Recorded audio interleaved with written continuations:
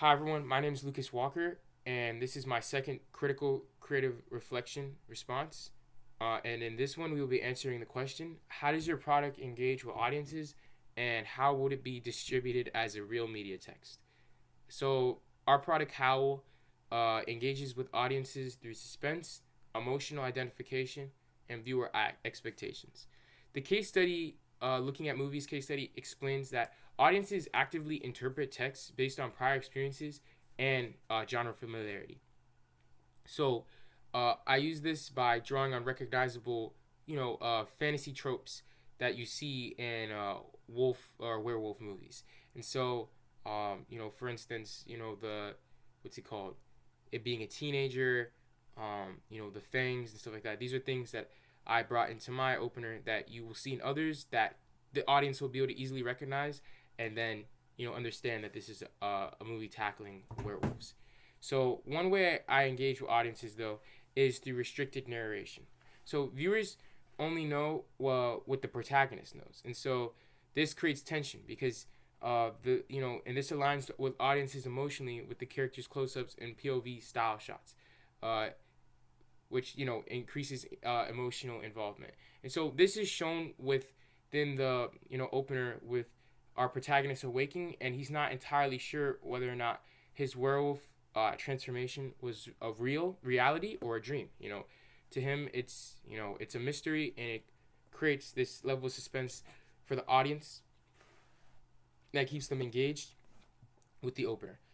Um, but another thing that's important that I want to cover in this episode is sound and editing and how significant they were to Howl. The pacing alternates between slower suspense building moments and more intense moments, and this helps control the audience's anticipation. Uh, the looking at movies case studies, discussion of cinematic language, and editing as shaping meaning supports this idea because editing isn't just technical; it also influences how audiences experience tension. I also engage audiences through implicit meaning, which means while the explicit narrative suggests, supernatural fantasy, audiences may interpret deeper themes involving, identity or fear. And so this invites active audience participations because viewers then can, make their own interpretations or construct meaning rather than passively receiving it. So while there is one meaning to the opener, there are others that fans and viewers can then theorize and what's it called, you know, like interpret in their own way. You know what I mean? And when it comes to my target audience, it would most likely be teenagers and young adults who enjoy fantasy and supernatural fantasy, like the supernatural fantasy genre. This audience may particularly respond to the youthful protagonist and also psychological elements because they would be able to relate to these things. With them being teenagers or young adults, they can see themselves in the same position as the protagonist, who's around their age group. And with that being said, if this was a real media, with this being said, if this was a real media text, the product could be distributed through streaming platforms such as Netflix or Amazon Prime.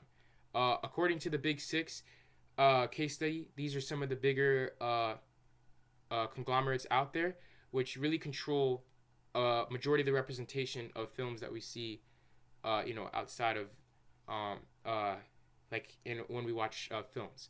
Netflix, Amazon Prime, Disney, these are all, what's it called? Conglomerates, which really have a big impact and dominate the current perception of films that we have right now.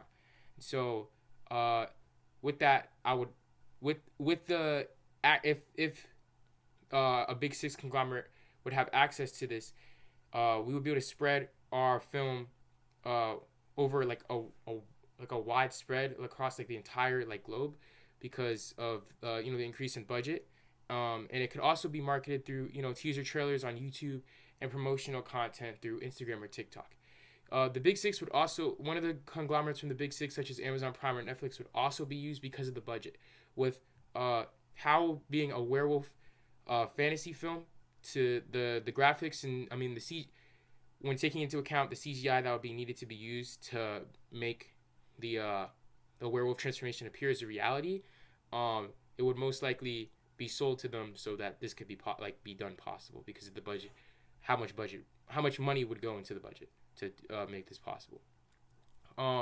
So overall, my product engages with audiences by combining some suspense, identification, and interpretive depth, while its distribution, jeez, reflects contemporary digital media practices. Be tuned for the third CCR, where we'll tackle how did your production skills develop throughout this project. Thank you.